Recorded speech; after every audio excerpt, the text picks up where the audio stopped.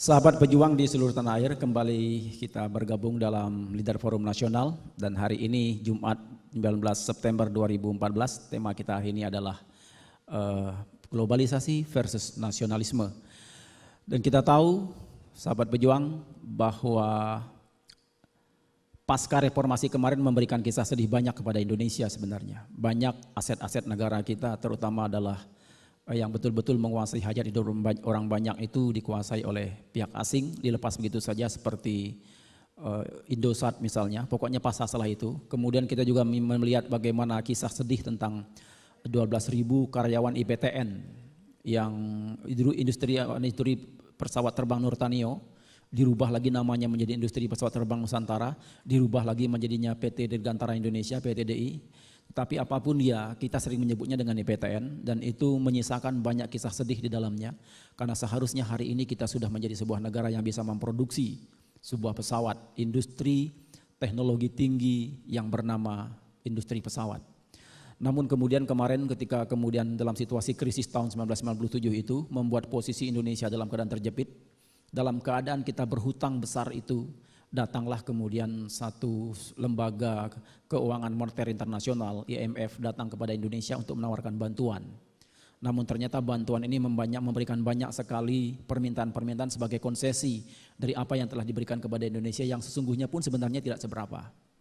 Nah, kisah itu terus bergulir dengan salah satu yang diminta oleh IMF adalah agar kita menutup IPTN dan menghentikan industri atau pembangunan pesawat CN235 yang saat itu ketika pulang dari Paris Air Show 1994 Indonesia kebanjiran order. Namun ketika proyek itu dihentikan ada 12.000 karyawan yang ada di industri pesawat terbang itu harus di PHK besar-besaran karena memang kita tidak seperti yang diinginkan oleh IMF yang memberikan bantuan itu.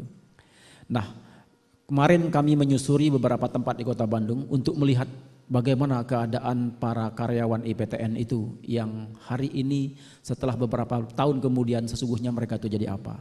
Ternyata tidak semuanya mereka mengalami hidup yang lumayan atau dengan ekonomi yang baik, dengan posisi sosial yang bagus, tetapi ada juga yang sungguhnya mereka itu cukup sulit kehidupannya. Bagi mereka yang memiliki keahlian-keahlian khusus, mereka bisa keluar negeri, kerja di perusahaan penerbangan luar negeri seperti Malaysia, Brazil, kemudian Spanyol dan lain-lain. Tetapi ada juga yang memilih membuat usaha sendiri di Indonesia karena berpikir bahwa membangun Indonesia jauh lebih baik daripada bekerja di luar negeri. Dan bagaimana kisah berikutnya? Ini adalah tayangan berikut ini tentang keberadaan atau kehidupan sebagian dari karyawan industri pesawat terbang Nusantara.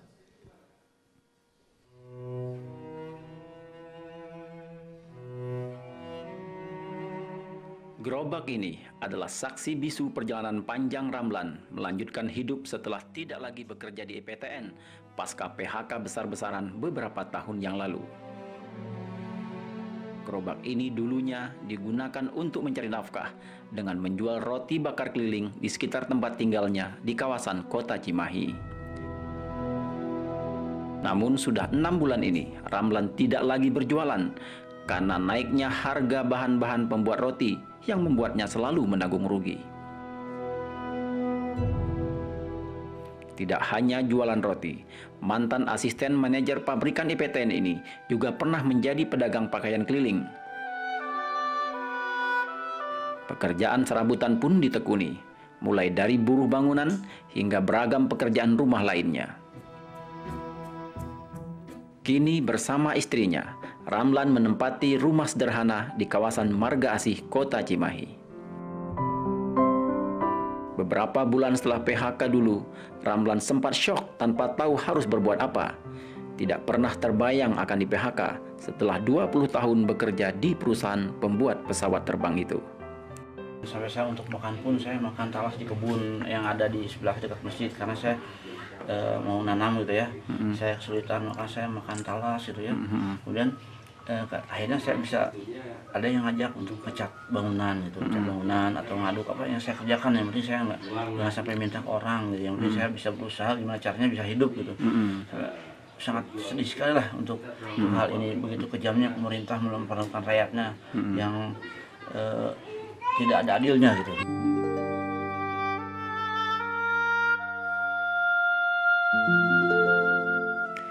Tidak jauh berbeda nasibnya dengan Ramlan. Sadiman, mantan karyawan bagian machining tool IPTN ini, sekarang menjalani hidup sebagai tukang cuci sepeda motor. Profesi ini ditekuninya selama 6 tahun terakhir setelah beberapa kali jatuh bangun membangun usaha. Mulai dari pedagang kelontong yang menjual berbagai kebutuhan rumah tangga hingga berkeliling kampung menjual jajanan anak-anak pun sudah pernah ditekuninya. Namun semua pekerjaan itu ditinggalkan sejak dia keluar masuk rumah sakit yang menghabiskan modal usahanya. Kini yang paling terbayang olehnya adalah hari-hari terakhir saat dia meninggalkan IPTN setelah 21 tahun bekerja di perusahaan itu. Dibuat adil nggak Pak oleh negara? Saya kira enggak. Enggak ya? Enggak. Kenapa enggak Pak? Iya. Soalnya pertama saya PHK-nya ya PHK sepihak, jadi ya melalui prosedur yang benar. Waktu itu ada penutupan, malah ada waktu rapat terakhir itu malah sore, bukannya pagi jam 6 pas karyawan pada pulang. Kebetulan saya lagi di shift, waktu di shift 2. Langsung turun ini dari Paksas. Seharusnya kalau keamanan gitu sebaiknya polisi dulu lah, jangan Paksas gitu kan. Ini Paksas langsung. Ada yang di dalam tuh malah diusir sama dia tuh. Ayo keluar sana. Saya tidak membutuhkan kalian. Diusir gitu. Bapak merasa itu perlakuannya sangat tidak manusiawi. Jelas.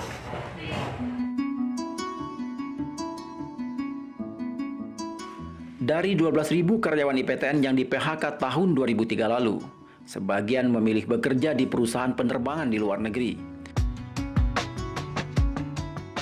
Terutama mereka yang memiliki keahlian khusus dalam industri ini. Rata-rata mereka memiliki karir yang bagus karena skill langka yang mereka miliki yang diperoleh dari IPTN dulu. Namun, sebagian dari mantan karyawan itu ada juga yang memilih membuat usaha di dalam negeri yang masih berkaitan dengan skill mereka dulu. Seperti di PT Rekatama di kawasan Cimahi ini. Perusahaan yang mengkhususkan pembuatan peralatan rotating ini adalah usaha yang menjadi bagian dari koperasi mantan pekerja IPTN. Misi utamanya adalah Profeta. Nah, dalam perjalanannya bagaimana kita bisa memberdayakan teman-teman secara langsung, even mungkin secara ekonomi belum memenuhi sebagai kebutuhan pada umumnya. Tapi mereka bergembira bersama-sama dengan membangun perusahaan ini untuk membesarkan perusahaan dan untuk bisa menghidupi mereka sendiri. Hanya kalau perusahaan ini tetap hidup, dan mereka bisa juga hidup. Anak keturunannya nanti bisa menjadi generasi penerus sebagai pewarisnya. Dan sejauh dari itu kita melestarikan apa yang pernah kita dapatkan dari negara ini. Kita dulu pernah dididik sama negara ini untuk menjadi ahli di dalam bidangnya masing-masing di aircraft. Dan sekarang kita kembangkan kompetensi yang ada itu di sini kita manfaatkan. Bayangan saya kalau saya kerja di luar berarti saya membangun negara orang lain kan. Dengan kecil tapi di sini membangun negara bareng-bareng dengan teman-teman negara sendiri. 10 tahun lebih sejak tragedi PHK itu, belum terdengar lagi kabar tentang produk yang akan dikeluarkan oleh perusahaan ini.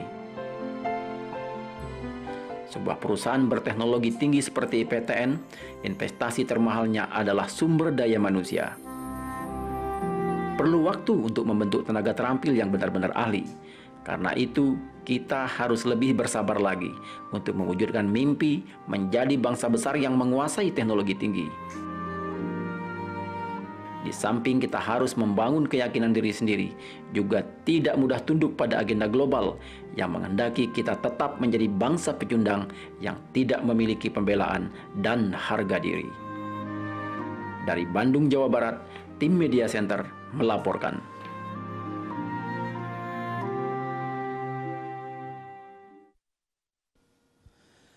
Para sahabat Beli Indonesia di seluruh, sahabat pejuang Beli Indonesia seluruh tanah air, kisah ini hanya sekelumit kisah dari apa yang terjadi pasca PHK besar-besaran IPTN pada tahun 1997 sampai dengan 2003 lalu.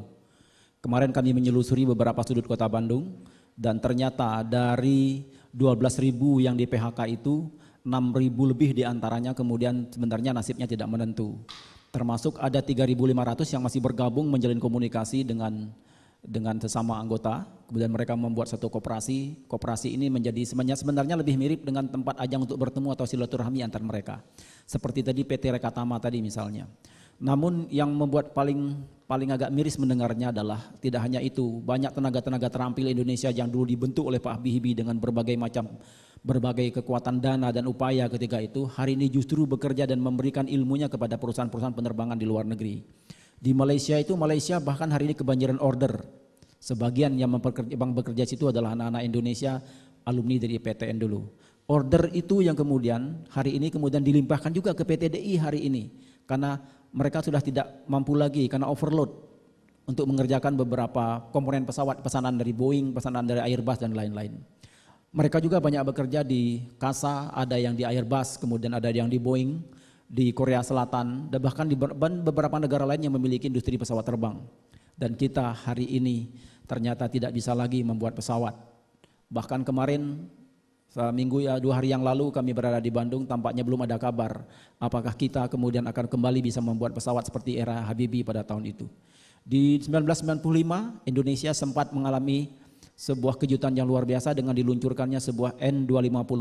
Ketika itu Pak Habibie menjadi Menteri Ristek dan Teknologi, Menteri Ristek Indonesia ketika itu, di mana ulang tahun itu diberikan sebuah hadiah N250. Tetapi kemudian krisis moneter pada tahun 1997 itu membuat Indonesia bertekuk lutut pada keinginan global. Kenapa? Ternyata Indonesia tidak boleh menguasai teknologi tinggi ini. Bahkan ketika Paris Air Show itu tahun 1994, ternyata Indonesia kemudian menyita perhatian dunia karena kita bisa membawa 2 produk ketika itu, CN235 dengan N250, yang ini membuat gelisah negara-negara yang sebelumnya sudah menguasai teknologi ini duluan. Perancis misalnya sebagai tuan rumah ketika itu sangat gelisah dengan CN235. Mengapa? Karena Indonesia memiliki satu pesawat yang menjadi pesaing pesawat mereka. Pesawat mereka namanya ATR-72. Pesawat Indonesia namanya CN235 pada kelas yang sama. CN235 ini multifungsi, multipurpose, karena dia bisa digunakan untuk tujuan banyak. Terutama untuk wilayah-wilayah kepulauan seperti Indonesia, pesawat ini menjadi transportasi yang bisa diandalkan. Karena tidak perlu dengan menggunakan runway yang panjang, hanya runway yang sedang saja, pesawat ini bisa take off dan landing dengan sangat mulus. Nah, inilah kemudian Bapak Ibu para sahabat pejuang beli Indonesia yang saya banggakan. Inilah Indonesia melupakan mimpi kita untuk membuat pesawat. Indonesia yang memiliki 250 juta penduduk ini menjadi incaran semua negara-negara produsen di dunia. Dan pesawat adalah salah satu pasar yang sangat besar. Kemarin kalau kita tidak melihat ada Sukhoi nabrak Gunung Salak, kita tidak tahu bahwa ternyata yang namanya negara Rusia pun ikut mau jualan pesawat kemari. Tetapi kasus yang terjadi di tragedi di Sukhoi yang nabrak Gunung Salak itu membuka mata kita bahwa ternyata negara-negara produsen pesawat itu berlomba-lomba untuk menjual pesawatnya ke sini. Ketika orang berlomba-lomba menjual pesawatnya ke sini, kita melupakan mimpi kita untuk bisa bikin pesawat. Terbayangkah kita seandainya kalau kemudian kita bisa membuat pesawat, maka industri yang lain seperti manufacturing di tingkat seperti mobil, motor dan lain-lain itu gampang dibeli orang. Kenapa? Kita sudah bisa menguasai teknologi tingginya. Ketika hari ini sesuatunya sudah dilupakan, kita bangga membeli pesawat orang lain, kita melupakan mimpi kita, bahkan kita mengejek diri sendiri. Ada yang bilang, bahkan di dalam film Ainun dan Habibie itu saya melihat itu kisah nyata. Dulu pun ketika saya dalam masa-masa itu saya sering mendengar, udahlah pesawat Indonesia nggak perlu tembak akan jatuh sendiri. Pesawat Indonesia nggak mutu bisa tukar ketan. Yang namanya membangun tidak bisa sekaligus. Hari ini kita bangga membeli pesawat terbesar sepanjang sejarah. Berikut ini adalah tayangan bagaimana ketika maskapai Indonesia, sebuah maskapai swasta Indonesia membeli pesawat dari Amerika di Boeing dengan membeli jumlah yang sangat fantastis, 230 pesawat. Kita lihat bagaimana suasana bangganya kita dengan pesawat orang lain itu.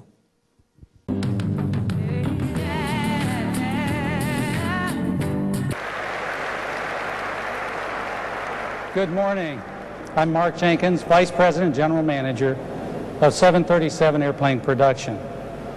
Welcome to all of you here in the Renton factory and our employees watching across the country on the web. I'd also like to welcome the people of Indonesia who are viewing this ceremony via satellite. To you, I say, Selamat pagi. And we are honored and humbled that representatives from Lion Air and the Indonesian government have taken time to join us today.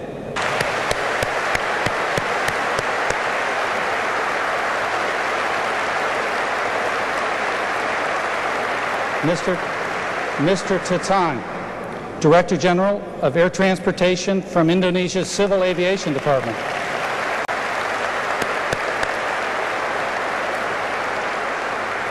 And the delegation from the Indonesian government, including the embassy in Washington, D.C., the consulate in San Francisco, and representatives from the Indonesian parliament. Thank you.